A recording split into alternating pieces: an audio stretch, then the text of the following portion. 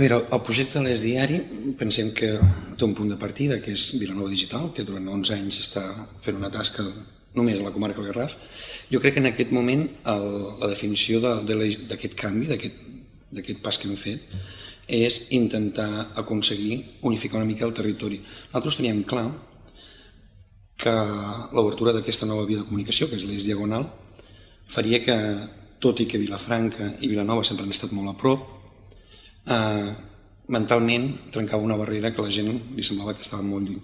Penseu que des de Vilafranca a Vilanova són 19 quilòmetres, des de Vilanova al Vendrell són 19 quilòmetres, des del Vendrell a Vilafranca són 19 quilòmetres. És una casualitat que ens marca que el nostre territori tampoc no és tan gran. En canvi, nosaltres ara, per exemple, ens trobem gent que ens diu «Hosti, però heu abandonat Vilanova». No, nosaltres no hem abandonat res. Hem sumat altres territoris, que això no vol dir que tu no abandonis el Garraf.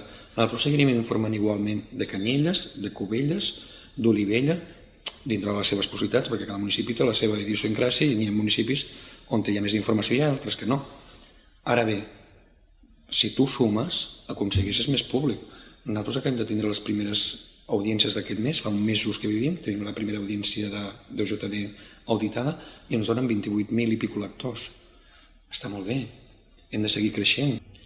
Nosaltres, per exemple, en el moment que teníem clar que volíem abordar aquests dos territoris, una de les coses que estaven claríssimes és que nosaltres, la gent que estem al nucli dur, per dir-ho d'alguna manera, de l'eix, no podríem cobrir en condicions el Baix Penedès o l'Alt Penedès. De manera que necessitàvem gent al territori. Primer perquè no tenim el bagatge anterior de saber políticament qui havia sigut el regidor anterior, no coneixes la trajectòria dels fets, no sabem. A l'Alt Penedès igual. Per tant, una de les nostres idees molt clares és busquem gent del territori que són els que tenen prou coneixement com per poder-nos explicar què està passant als municipis, però des de dintre. No és la primera vegada que hi ha un intent d'aquest tipus. Recordeu que el diari Vilanova, per exemple, fa molts anys, abans de fer el diari del Baix Penedès, ja va intentar el diari del Penedès. Va tindre la rèplica per part del 3 de 8, que va ser muntar l'Hora del Garraf.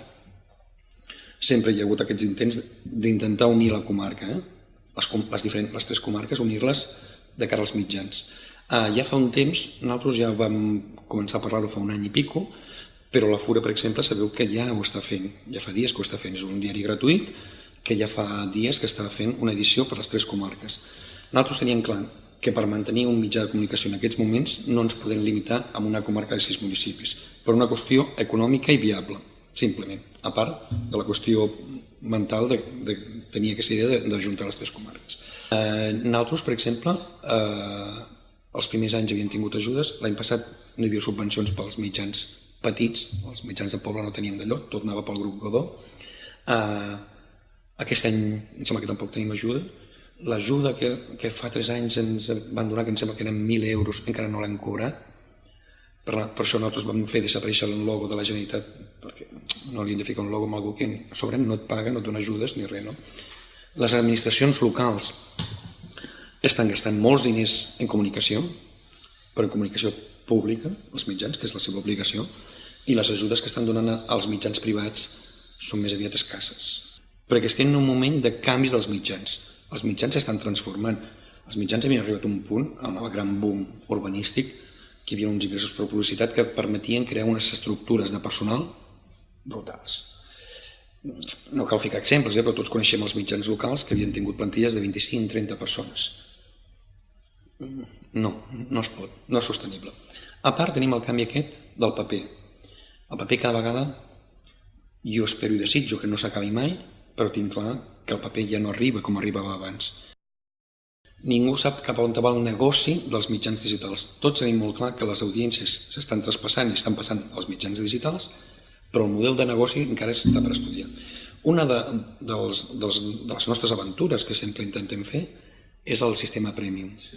És un sistema Premium que el que estem buscant és la complicitat del lector.